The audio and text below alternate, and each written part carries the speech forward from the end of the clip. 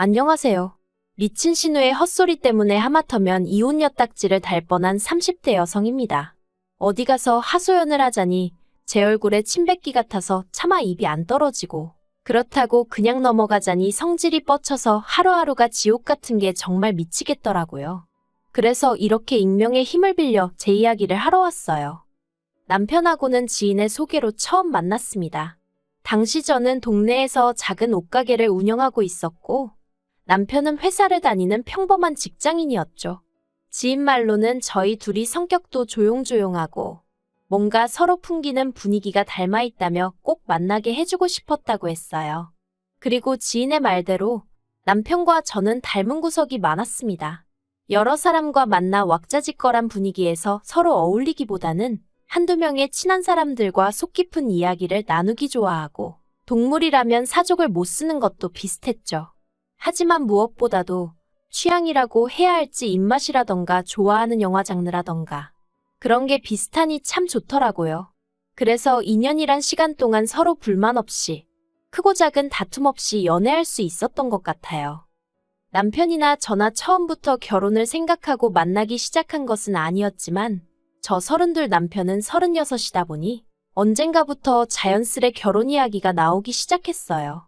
사실 남편은 어땠는진 몰라도 저는 결혼에 대해 막연한 두려움이 있었는데, 남편과 만나면서 제 마음의 벽이 허물어졌다고 해야 할지, 만약 결혼을 한다면 이 사람이랑 해야겠다는 생각을 종종 했었답니다. 그래서 화창한 어느 봄날, 남편이 공원에서 저에게 조금은 어설프지만 진심을 담아 프로포즈를 해왔을 때, 저는 기쁜 마음으로 그 프로포즈를 받아들였네요. 그리고 그때부터는 솔직히 모든 게 일사천리로 진행이 될 줄로만 알았죠. 하지만 인생이란 게 원래 뜻대로 되는 게 아니라더니, 막상 결혼 준비를 시작하면서 하나둘씩 따져보니까 남편 한 사람만 놓고 보면 그래도 크게 마음에 걸리는 건 없었는데, 시댁의 상황이 영 탐탁지가 않더라고요. 일단 남편의 가족관계만 두고 보자면 아버님은 남편이 어렸을 때 일찍이 돌아가셨고, 이후로 어머님과 누나 그렇게 세 식구가 서로 의지하며 살았다고 들었어요. 특히 남편하고 신우는 8살이나 차이가 나다 보니 어머님만큼이나 신우도 고생을 많이 했다대요. 그래서 남편은 말끝마다 우리 불쌍한 누나, 우리 누나가 고생을 많이 했지, 우리 누나 같은 사람이 없어, 뭐 이런 말을 자주 하더라고요. 그런데 솔직히 이게 그렇게 듣기 좋지는 않았습니다. 물론 남매 간의 우애가 좋은 건 응당 본받아야 할 일이고 칭찬받아 마땅한 일이지만, 고부 사이만큼이나 어려운 게 신우와 올케 사이라잖아요. 그러니 제 입장에선 만약에 신우랑 나랑 부딪히는 일이 생기면 남편이 과연 내 편만을 들어줄 수 있을까 하는 좀 유치한 걱정이 자꾸 되는 거예요. 만약 남편이 공평하게 한답시고 중재를 하려 든다거나 신우 앞에선 신우 편 들고 제 앞에선 제 편을 드는 식으로 처세를 한다면 그 또한 정말 짜증날 것 같았으니까요. 아무튼 남편이 어찌나 신우에게 애틋한지 부담스러웠던 게 사실입니다. 하지만 그래도 결국 남편과 결혼을 하기로 한 결정을 번복하진 않았어요. 당시 신우는 어머님과 대전에 살고 있었고 계속해서 그렇게 모시고 살 거라고 했기에 저희 부부와 그렇게 자주 만날 일이 있을 것 같진 않았거든요. 그래서 솔직히 살면서 신우랑 마주치면 몇 번이나 마주치겠나 싶어 더는 신경 쓰지 않기로 했던 거죠. 그런데 결혼식을 올리고 반년도 지나지 않아 또다시 생각지도 못한 상황을 마주하게 되었습니다. 남편이 지방으로 가게 되었거든요. 당시 남편이 다니던 회사는 작은 건설 회사였는데, 제가 회사 사정까지는 자세히 모르지만 전국 각지에서 일을 받아 한다고 들었어요.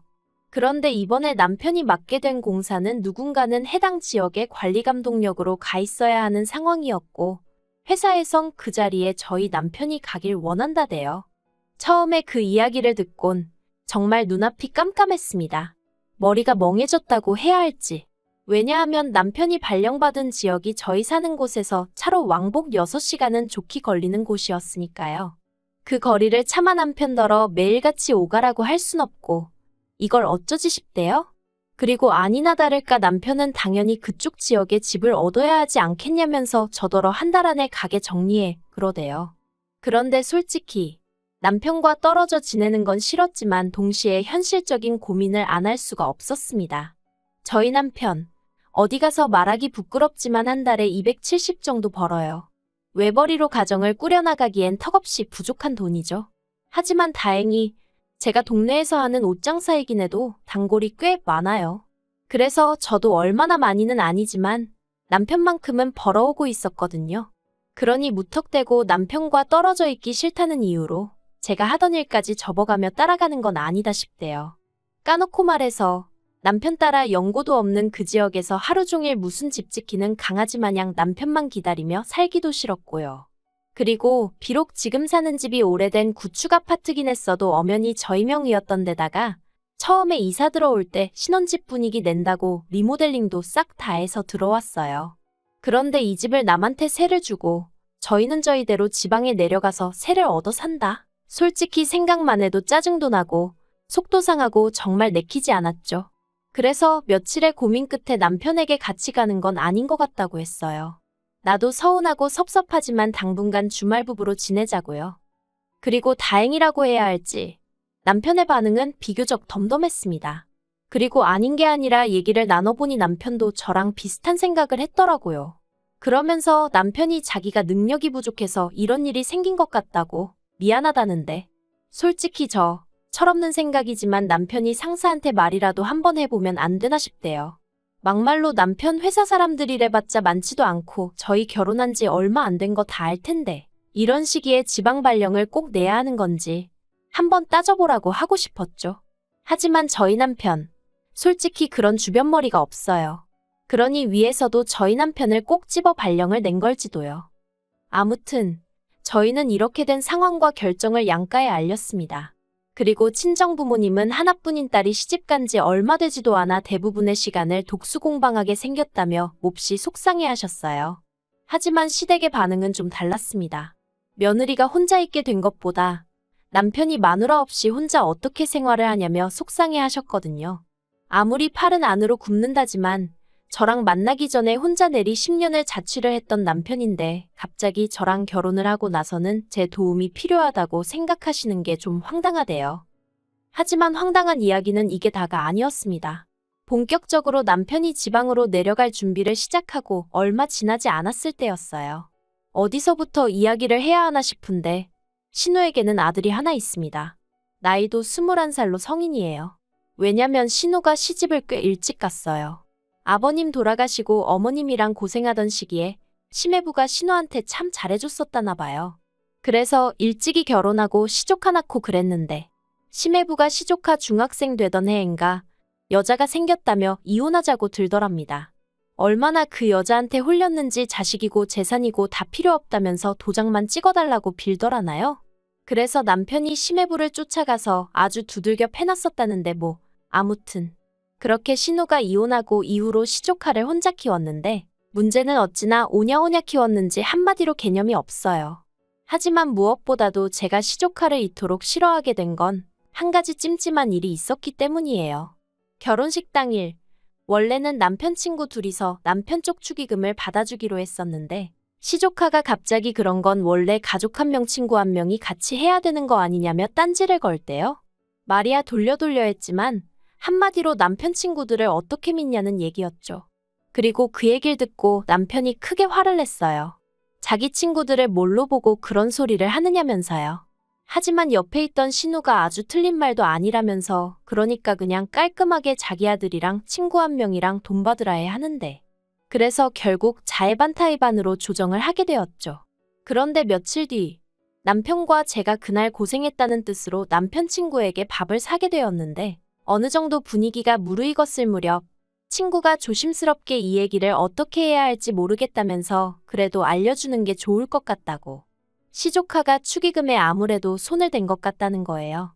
자기가 급한 전화를 받느라 잠깐 자리를 비웠었는데 그때 시조카가 봉투 몇 개를 숨기는 것 같았다면서요. 아, 정말이지 그 이야기를 듣는데 심란하더라고요. 그래서 남편을 쳐다봤는데 남편 표정이 마치 뭔가 이미 알고 있는 사람 같았달까요? 그래서 그날 집으로 돌아오는 길에 아까 당신 친구가 한 말이 너무 신경 쓰인다며 남편 반응을 슬쩍 떠봤습니다.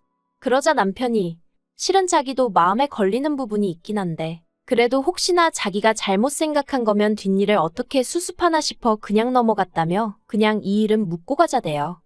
하지만 제 성격이 원래 옳고 그른 건 꼭 따져야 하는 편이라 결국 남편 축의금 명부를 옆에 펼쳐놓고 남편을 붙들어 앉혀놓고 하나씩 계산을 맞춰나갔습니다. 그리고 다 계산하고 나니까 정확히 40만 원이 비더라고요. 황당했죠. 40만 원이 얼마나 큰 돈은 아니지만 그래도 그 자리에 앉아서 돈에 손을 댔다는 게 어처구니가 없었달까요? 그런데 남편이 이 일은 신우한테도 시조카한테도 말하지 않았으면 좋겠다대요. 일 크게 만들어서 서로 좋을 게 뭐가 있냐고. 막말로 우리가 앞으로 시조카한테 우리 돈을 맡길 일이 뭐가 있겠냐면서 그냥 용돈 한번 줬다 생각하고 넘기자며 저를 계속 말리더라고요. 그래서 결국 저도 그냥 넘어가는데 동의했어요. 솔직히 증거가 확실히 있는 것도 아니고 저도 결혼한 지 얼마 되지도 않은 시점에 시댁 식구들과 얼굴을 붉히고 싶진 않았으니까요. 그런데 남편의 이사 날짜가 잡히고 나자 신우가 정말 골 때리는 얘기를 꺼냈습니다. 공무원 시험을 준비하는 시조카를 저희 집으로 보내겠다는 거였죠. 아무래도 대전보다는 서울에서 공부하는 게 더 유리할 것 같다면서 말해요. 당혹스러웠어요. 가뜩이나 시조카한테 감정도 좋지 않고 가능하면 말도 안 섞고 싶은데 하지만 이런 이야기를 구구절절 신우 면전에 대고 할 수도 없는 노릇이니 그냥 남편도 없는 집에 시조카랑 어떻게 둘이 지내냐고 그랬어요. 싫은 건 둘째치고 불편해서 어떻게 둘이 사냐고요. 그리고 그건 사실이잖아요. 시조카 오면 보나마나 처음엔 안 그래도 된다고 해도 결국 뭐 좀 해먹여라 이거 해줘라 저거 해줘라 바라는 게 얼마나 많아질지 안 봐도 뻔할 뻔잔데 막말로 똥물에 꼭 발을 담궈봐야 똥물인지 아나요? 흙탕물도 찝찝하면 피해가는 게 상책인 마당에 게다가 남편한테나 가족이지 저랑은 피 한 방울 안 섞인 남남이고 어엿한 성인 남잔데 아무튼지간에 상상만 해도 불편해서 안 된다고 했습니다. 그랬더니 신우가 보이는 반응이 정말 가관이었어요. 저더러 결혼했으면 피가 섞였건 안 섞였건 다 한 가족인데 저야말로 가족을 상대로 무슨 생각을 하는 거냐면서 평소에 뭘 보고 듣고 살면 그런 생각을 할 수가 있냐는 거예요. 아니 요새 뉴스도 안 보나? 아무튼 싫다고 절대 안 된다고 했습니다. 그리고 한 3일은 잠잠하더라고요. 남편도 제가 신우랑 통화한 걸 알 텐데 가타부타 말이 없고 그래서 어쨌든 신우가 내 말 뜻을 이해했나 보다 다행이다 생각했죠.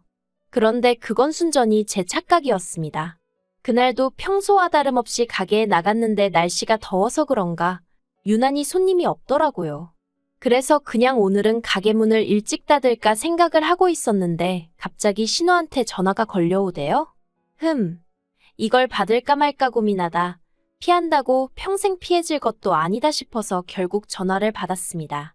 그러자 신우는 왜 이렇게 전화를 늦게 받냐며 신경질을 내더니 이내 날카로운 목소리로 자기가 곰곰이 생각을 해봤는데 이건 제 의사를 물어볼 문제가 아니라면서 무조건 시조카를 올려보낼 거니 그런 줄 알랍니다. 그리곤 한다는 소리가 막말로 저희 남편이 지방으로 내려가고 나면 제가 저희 집에 누구를 불러드릴지 어떻게 하냐면서 저를 지켜보기 위해서라도 시조카를 보내놔야겠대요. 그러면 저는 시조카가 딴짓 안 하고 공부 열심히 하나 봐주고 그리고는 제가 좋든 싫든 자기가 그렇게 해야 마음이 편할 것 같아서 그런 거니 더는 이러쿵저러쿵 따지고 들지 말랍니다. 그래서 제가 웃기지도 않는 소리 좀 하지 마시라고 진짜 그렇게 하시면 저도 가만히 안 있을 거라고 소리를 질렀죠. 그런데 남편이 지방으로 내려가고 이틀 뒤 기어이 신우가 일을 벌였습니다. 사과 상자 2박스랑 시조카를 데리고 저희 집에 왔으니까요. 어이가 없어서 제가 지금 이게 뭐 하는 짓이냐고 했어요. 그랬더니 자기가 분명히 얘기하지 않았냐면서 오히려 절 이상한 사람처럼 보는 겁니다. 그리고는 정말 무대뽀처럼 시조카를 앞세워 저희 집으로 들어가는데 도저히 저 혼자 힘으론 안 되겠다 싶어서 경찰을 불렀네요. 신우는 제가 경찰을 부른지도 모르고 작은 방에 시조카랑 같이 짐을 풀고 있었습니다.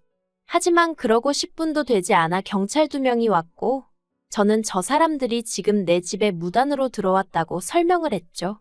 그런데 신우는 사태 파악이 안 된 건지 오히려 자기가 그 경찰들한테 하소연을 하기 시작하대요. 자기가 손이 시는데 남동생이 지방에 내려가서 아무래도 올케가 걱정되고 염려되어 자기 아들을 데리고 온 건데 아무래도 제가 이렇게까지 싫어하는 걸 보니 분명히 뭔가 제가 구린 데가 있는 것 같다나요. 그리곤 요새 젊은 여자들이 행실이 어떻고 저떻고. 그러자 경찰들이 어이없고 난감한 표정으로 절 보며 어떻게 하고 싶냐는 거예요. 그래서 일단 내보내달라고, 그리고 주거침입 및 명예훼손으로 신고하겠다고 했어요.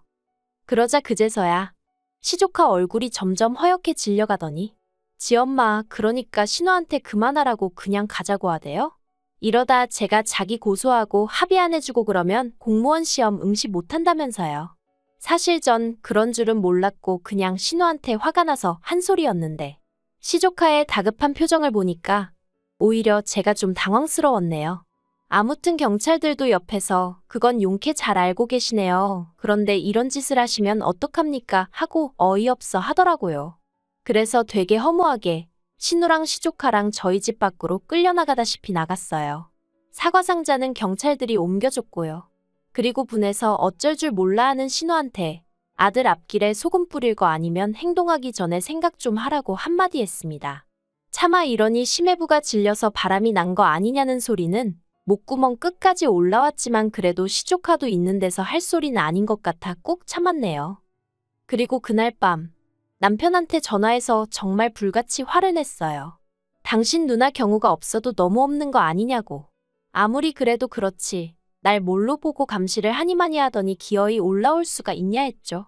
그러자 남편이 꼴에 팔은 안으로 굽는다고 자기 누나가 매형이 바람펴서 마음고생을 좀 하지 않았냐. 그래서 좀 오버를 한 것 같다며 한 번만 이해를 해달라나요? 그리고는 자기는 제가 파트로 매주를 쓴다고 해도 믿는다면서 신우 말은 너무 마음에 담아두지 말라는데 남편이야 저를 달래려고 한 소리였겠지만 그래도 마음 한편으론 지 누나라고 욕은 안 하네 싶어서 좀 얄밉긴 하대요. 그래도 이 정도면 신우도 어느 정도 상황 파악이 되었겠죠? 저를 만만히 보면 안 된다는 것도 알았을 거예요. 그쵸? 앞으로도 할 말이 있으면 참지 말고 해가면서 살아야겠어요. 제가 남편이랑 결혼을 해서 신우보다 아랫사람인 건 맞지만 그게 신우한테 찍소리도 하면 안 된다는 뜻은 아니니까요.